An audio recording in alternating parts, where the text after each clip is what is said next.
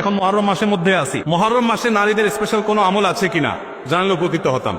মুহররম মাসে পুরুষদের জন্য যে আমলগুলো আছে আমাদের মা বোনদের জন্য একই আমল আছে, মা বোনদের জন্য আলাদা কোনো আমল নাই।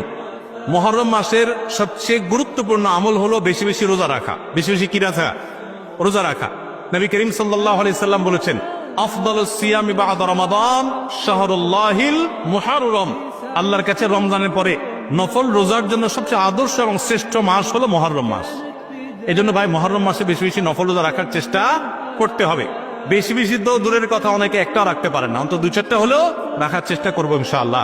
মুহররম মাস কিন্তু শুরু হয়ে গেছে, মুহররম মাস আরম্ভ হয়ে গেছে। আমরা এখন মুহররম মাসের মধ্যে আছি। সম্মানিত মাসের মধ্যে সম্মানিত 4টা মাস আছে, এর ভিতরে সবচেয়ে শ্রেষ্ঠ হলো এই মুহররম মাস, বছরের প্রথম মাস, হিজরি বর্ষে। অতএব এই মাসের প্রধান আমল হলো বেশি বেশি নফল রোজা রাখা। দ্বিতীয় আমল হলো মুহররমের 10 তারিখ আশুরা, এই আশুরা উপলক্ষে 2টা রোজা রাখা। 9 আর 10 রাখলে বেশি উত্তম, আর না হলে 10 আর 11 এই 2টা রোজা রাখা নারী পুরুষ সকলের জন্য সুন্নাহ।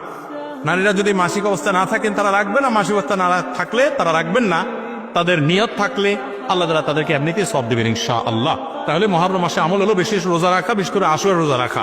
এর বাইরে মহান উপলক্ষে স্পেশাল কোনো আমল নাই যে এই মাসের জন্য আলাদা করে এটা করণীয় আছে।